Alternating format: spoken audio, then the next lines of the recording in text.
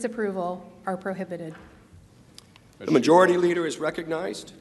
Mr. Chief Justice, the Senate is now ready to vote on the articles of impeachment, and after that is done, we will adjourn the court of impeachment.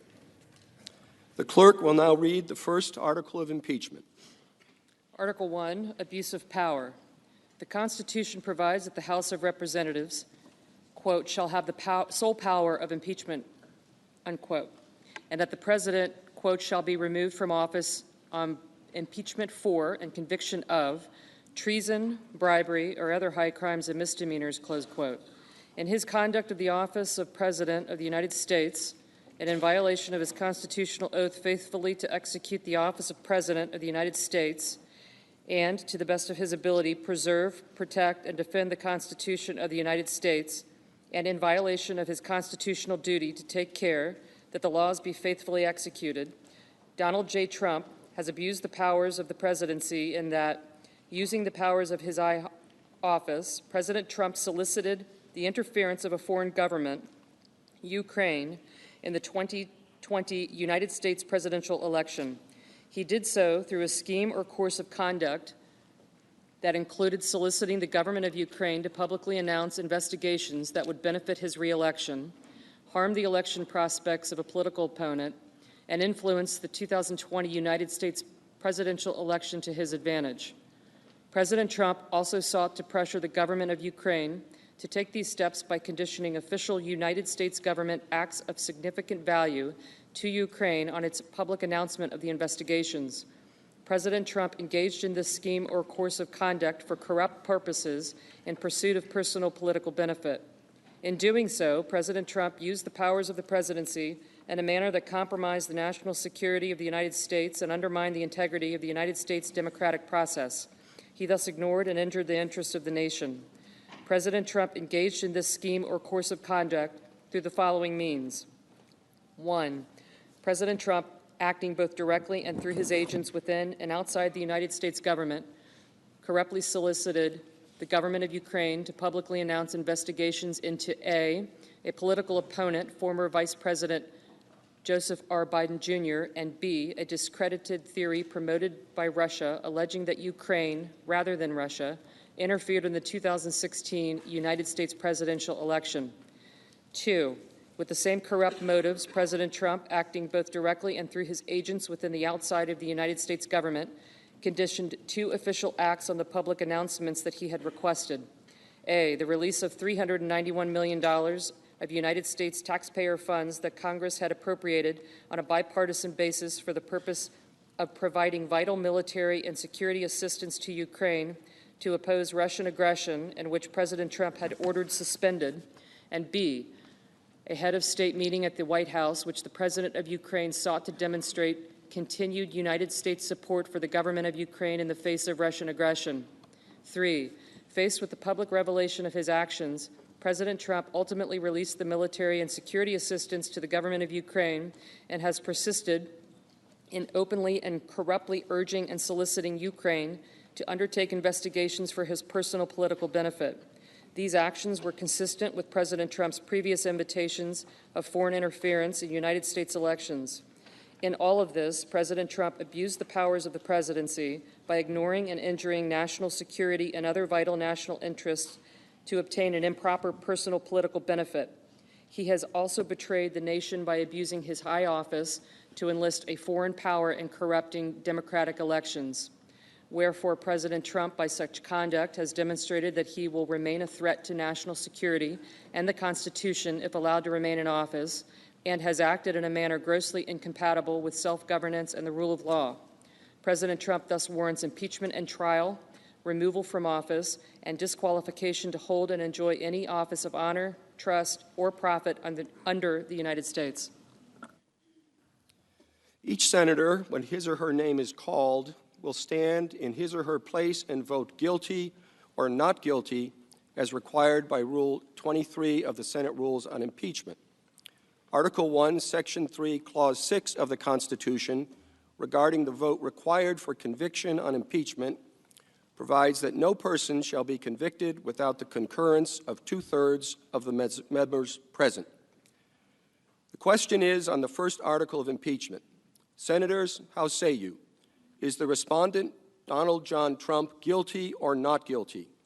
A roll call vote is required. The clerk will call the roll. Mr. Alexander. Not guilty.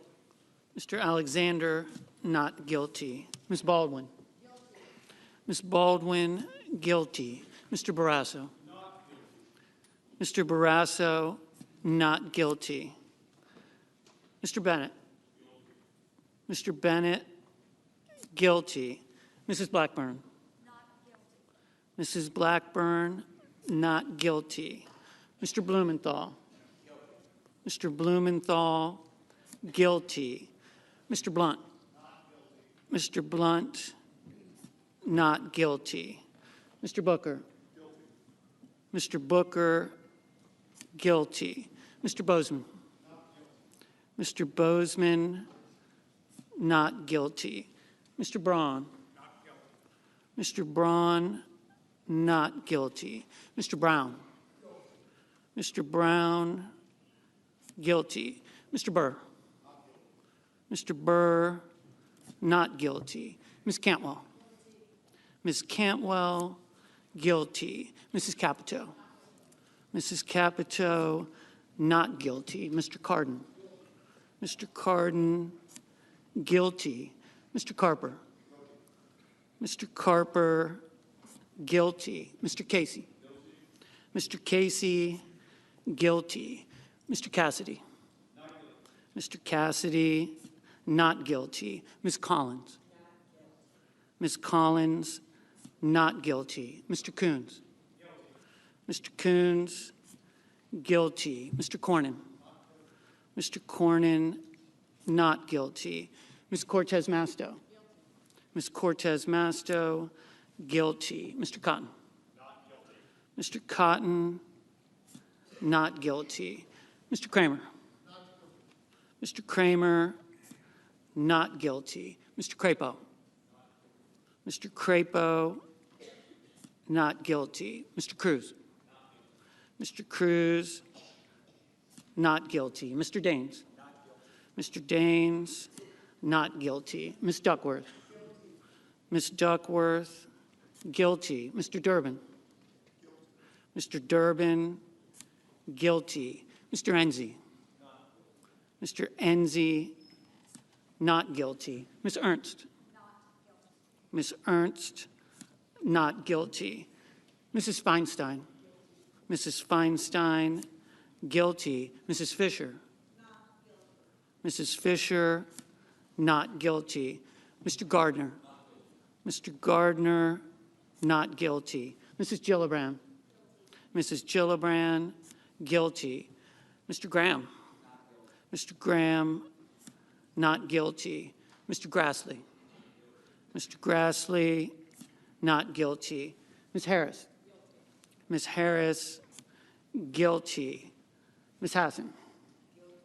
Ms. Hassan, guilty. Mr. Hawley.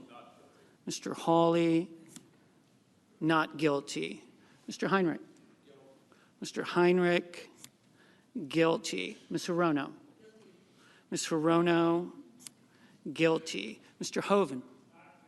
Mr. Hoven, not guilty. Mrs. Hyde-Smith.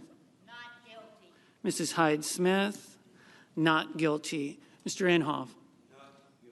Mr. Inhofe, not guilty. Mr. Johnson. Not guilty. Mr. Johnson, not guilty. Mr. Jones. Guilty. Mr. Jones, guilty. Mr. Kane. Mr. Kane, guilty. Mr. Kennedy. Not guilty. Mr. Kennedy, not guilty. Mr. King. Guilty. Mr. King, guilty. Ms. Klobuchar. Ms. Klobuchar, guilty. Mr. Langford. Mr. Langford, not guilty. Mr. Leahy. Mr. Leahy, guilty. Mr. Lee. Not guilty. Mr. Lee, not guilty. Mrs. Loeffler. Mrs. Loeffler, not guilty. Mr. Manchin. Mr. Manchin, guilty. Mr. Markey. Mr. Markey, guilty. Mr. McConnell. Mr. McConnell, not guilty. Ms. McSally. Ms. McSally, not guilty. Mr. Menendez. Mr. Menendez, guilty. Mr. Merkley. Mr. Merkley, guilty. Mr. Moran. Mr. Moran, not guilty. Ms. Murkowski.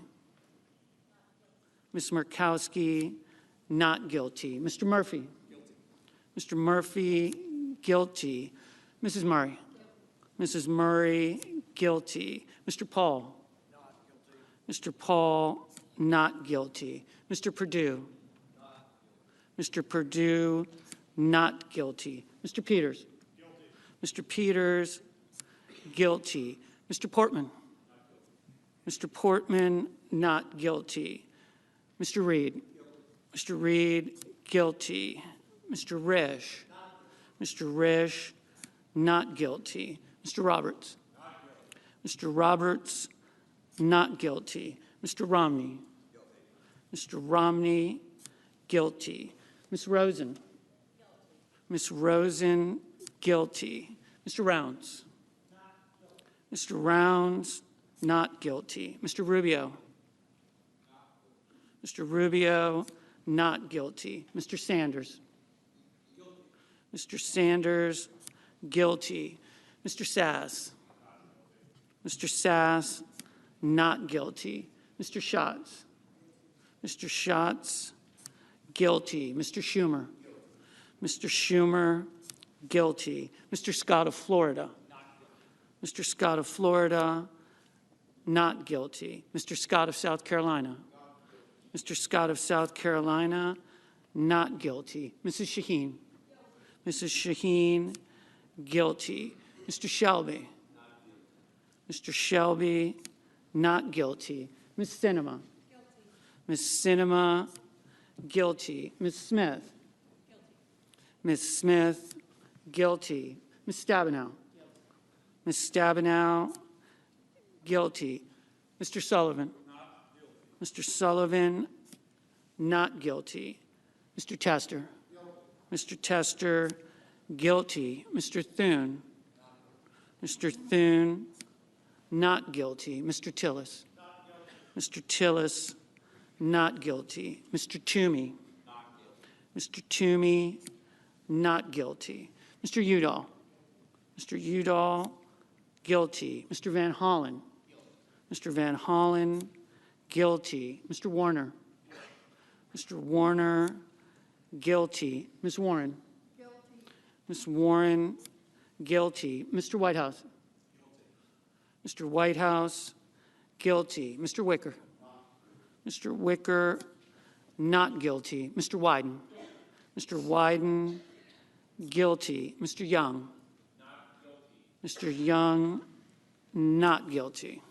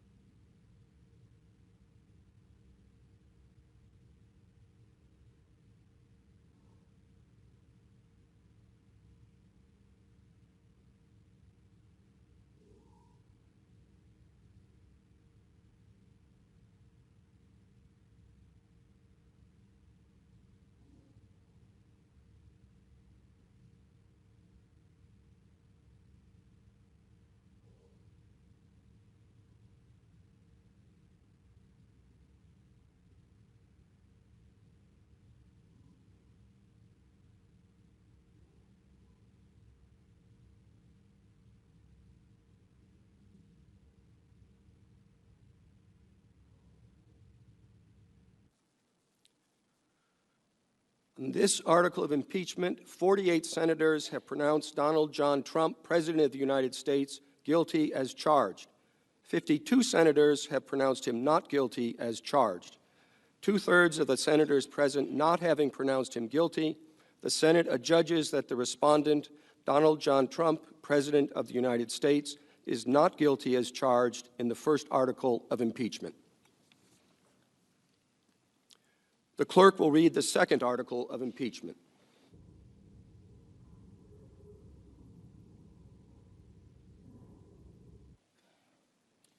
Article 2, Obstruction of Congress. The Constitution provides that the House of Representatives shall have the sole power of impeachment and that the President shall be removed from office on impeachment for and conviction of treason, bribery, or other high crimes and misdemeanors. In his conduct of the office of the President of the United States and in violation of his constitutional oath faithfully to execute the office of President of the United States and, to the best of his ability, preserve, protect, and defend the Constitution of the United States, and in violation of his constitutional duty to take care that the laws be faithfully executed, Donald J. Trump has directed the unprecedented, categorical, and indiscriminate defiance of subpoenas issued by the House of Representatives pursuant to its sole power of impeachment. President Trump has abused the powers of the presidency in a manner offensive to and subversive of the Constitution, in that the House of Representatives has engaged in an impeachment inquiry focused on President Trump's corrupt solicitation of the government of Ukraine to interfere in the 2020 United States presidential election. As part of this impeachment inquiry, the committee's undertaking the investigation serves subpoenas seeking documents and testimony deemed vital to the inquiry from various executive branch agencies and offices and current and former officials. In response, without lawful cause or excuse, President Trump directed executive branch agencies, offices, and officials not to comply with those subpoenas. President Trump thus interposed the powers of the presidency against the lawful subpoenas of the House of Representatives and assumed to himself functions and judgments necessary to the exercise of the sole power of impeachment vested by the Constitution in the House of Representatives. President Trump abused the powers of his high office through the following means. 1, directing the White House to defy a lawful subpoena by withholding the production of documents sought therein by the committees. 2, directing other executive branch agencies and offices to defy lawful subpoenas and withhold the production of documents and records from the committees, in response to which the Department of State, Office of Management and Budget, Department of Energy, and Department of Defense refused to produce a single document or record. 3, directing current and former executive branch officials not to cooperate with the committees, in response to which 9 administration officials defied subpoenas for testimony, namely John Michael Mick Mulvaney, Robert B. Blair, John A. Eisenberg, Michael Ellis, Kristen Wells Griffith, Russell T. Vaught, Michael Duffy, Brian McCormick, and T. Ulrich Breckbull. These actions were consistent with President Trump's previous efforts to undermine United States government investigations into foreign interference in United States elections. Through these actions, President Trump sought to arrogate to himself the right to determine the propriety, scope, and nature of an impeachment inquiry into his own conduct, as well as the unilateral prerogative to deny any and all information to the House of Representatives in the exercise of its sole power of impeachment.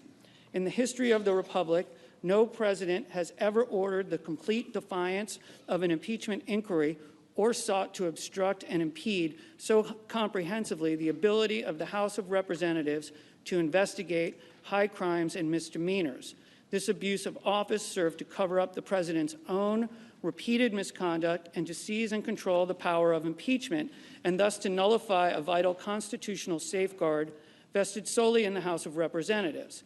In all of this, President Trump has acted in a manner contrary to his trust as president and subversive of the constitutional government, to the great prejudice of the cause of law and justice, and to the manifest injury of the people of the United States.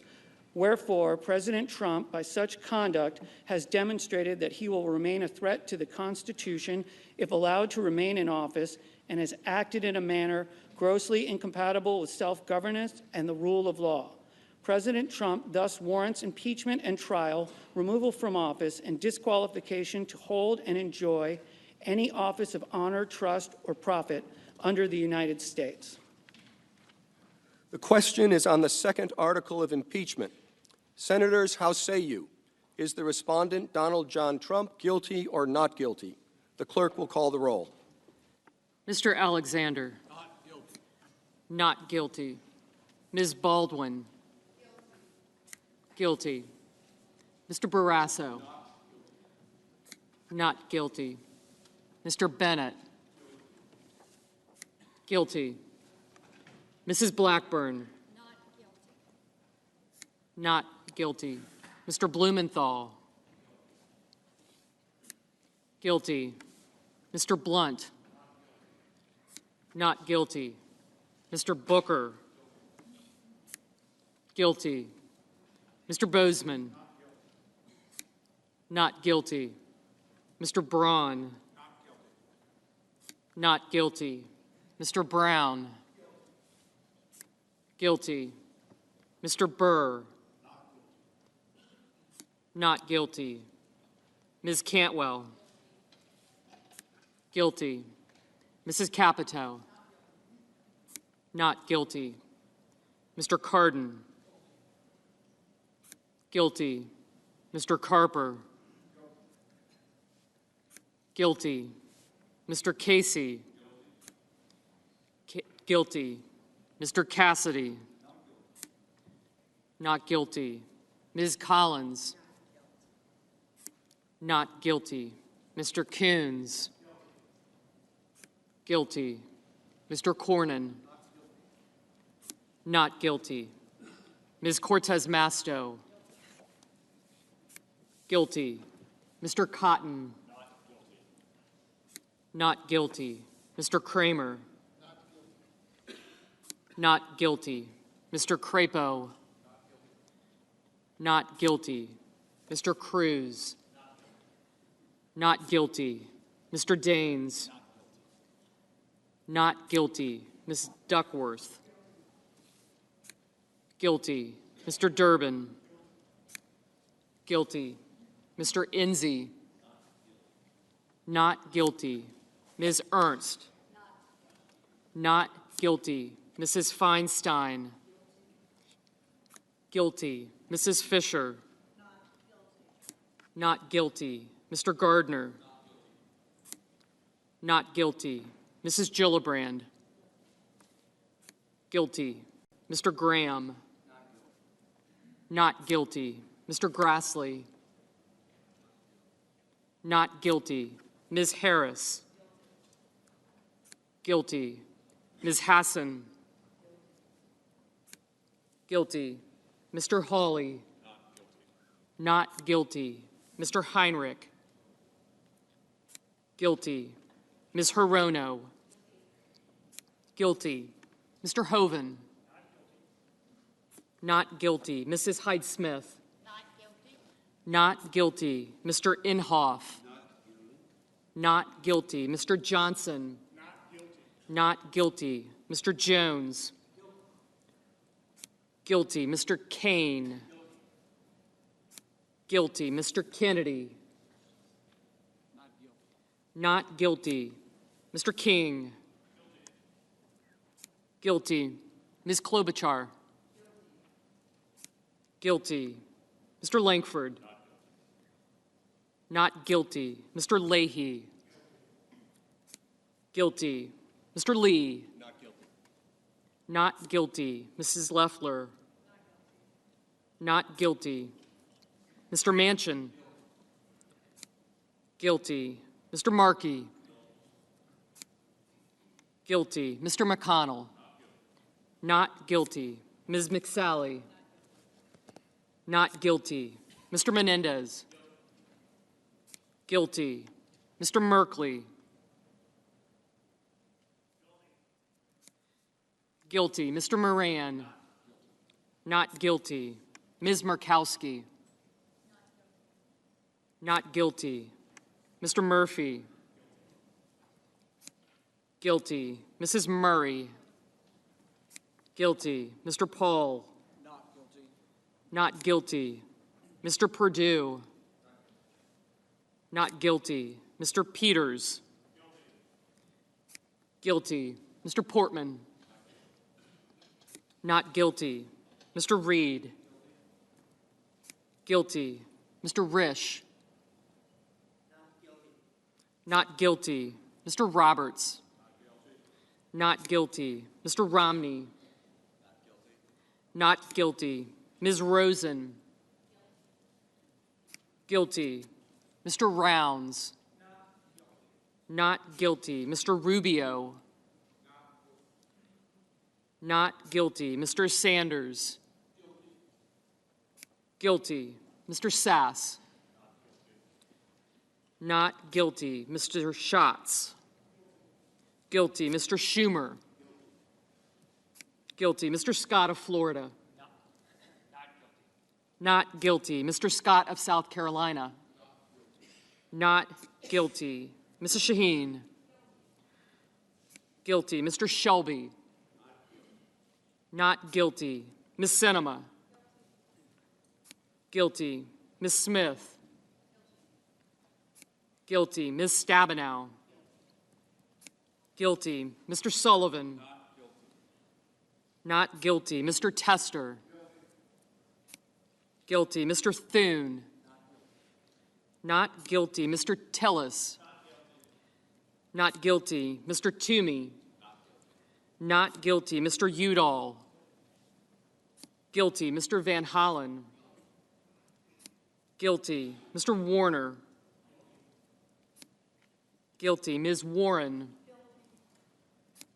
Guilty. Mr. Whitehouse? Guilty. Mr. Wicker? Not guilty. Mr. Wyden? Guilty. Mr. Young? Not guilty.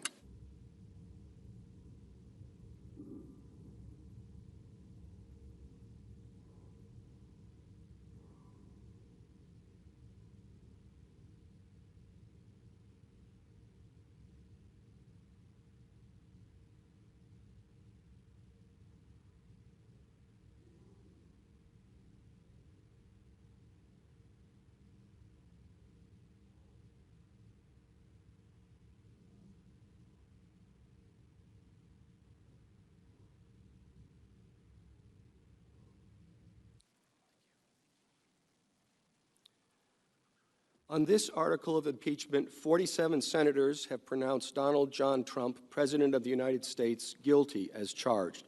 53 senators have pronounced him not guilty as charged.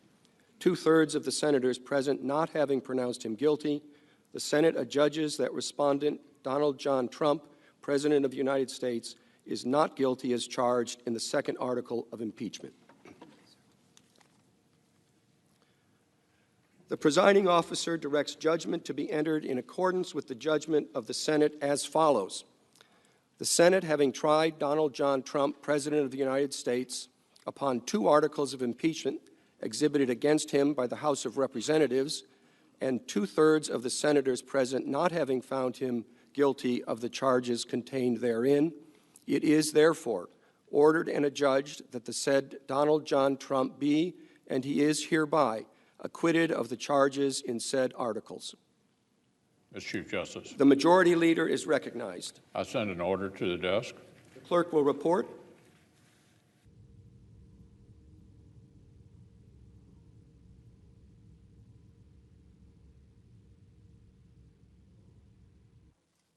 Ordered that the Secretary be directed to communicate to the Secretary of State as provided by Rule 23 of the Rules of Procedure and Practice in the Senate when sitting on impeachment trials, and also to the House of Representatives, the judgment of the Senate in the case of Donald John Trump, and transmit a certified copy of the judgment to each.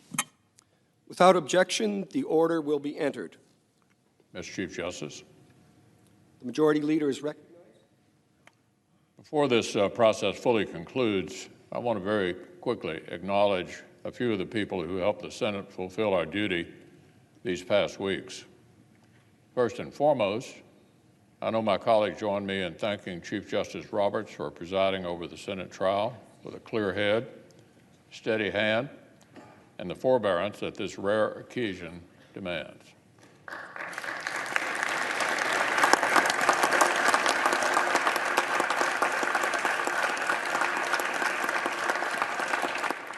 We know full well that his presence as our presiding officer came in addition to, not instead of, his day job across the street.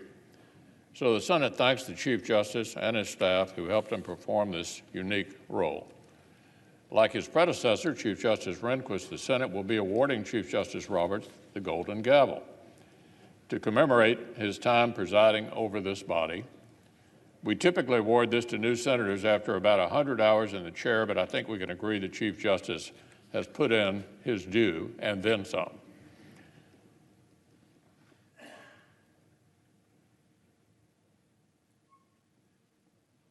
The page is delivering the gavel.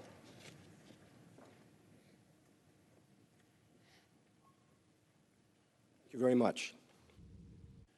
Of course, there are countless Senate professionals whose efforts were essential. I'll have more thorough thanks to offer next week to all of those teams, from the Secretary of the Senate's office to the parliamentarians, to the Sergeant at Arms team, and beyond. But there are two more groups I'd like to single out now. First, the two different classes of Senate pages who participated in this trial. Their footwork and cool under pressure literally kept the floor running. Our current class came on board right in the middle of the third presidential impeachment trial in American history and quickly found themselves hand-delivering 180 question cards from senators' desks to the dais. No pressure, right, guys? So thank you all very much for your good work.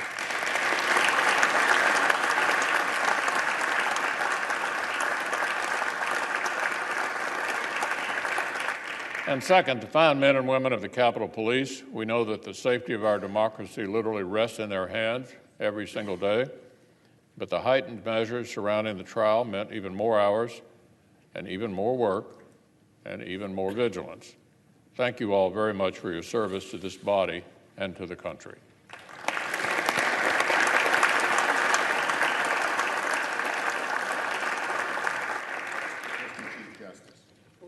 The chair recognizes the Democratic leader. I join the Republican leader in thanking the personnel who aided the Senate over the past several weeks. Capitol Police do an outstanding job day in, day out to protect the members of this chamber, their staffs, the press, and everyone who works in and visits this Capitol. They were asked to work extra shifts and in greater numbers to provide additional security over the past 3 weeks. Thank you to every one of them. I, too, would like to thank those wonderful pages. I so much enjoyed you with your serious faces walking down right here and giving the Chief Justice our questions. As the leader noted, the new class of pages started midway in this impeachment trial. When you take a new job, you're usually given a few days to take stock of things, get up to speed. This class was given no such leeway, but they stepped right in, didn't miss a beat, ferrying hundreds of questions from U.S. senators to the Chief Justice on national television is not how most of us spend our first week at work, but they did it with aplomb. I'd also like to extend my personal thank you to David Houck, the Director of the Office of Accessibility Services, Tyler Pumphrey, the Supervisor, and Grace Ridgway, the wonderful Director of Capitol Facilities. Everyone Grace's team worked so hard to make sure we were ready for impeachment. Gary Richardson, known affectionately to us as Tiny, the chief chamber attendant. Jim Hoover and the cabinet shop, who built new cabinets to deprive us of the use of our electronics and flip phones during the trial. Brenda Bird and her team did a spectacular job of keeping the Capitol clean, and Lyden Webb and his team who moved the furniture and then moved it again and again and again. Grace, we appreciate all your hard work. Please convey our sincerest thanks to your staff. Thank you all, the whole staff, for your diligent work through many long days and late nights during this very trying time in our nation's history. Mr. Chief Justice. The chair also wishes to make a very brief statement. I would like to begin by thanking the Majority Leader and the Democratic Leader for their support as I attempted to carry out ill-defined responsibilities in an unfamiliar setting. They ensured that I had the wise counsel of the Senate itself through its secretary and her legislative staff. I am especially grateful to the parliamentarian and her deputy for their unfailing patience and keen insight.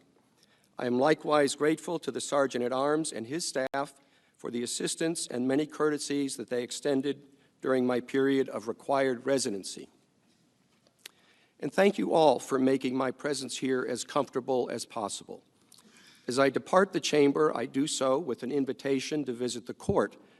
By long tradition and in memory of the 135 years we sat in this building, we keep the front row of the gallery in our courtroom open for members of Congress who might want to drop by to see an argument or to escape one.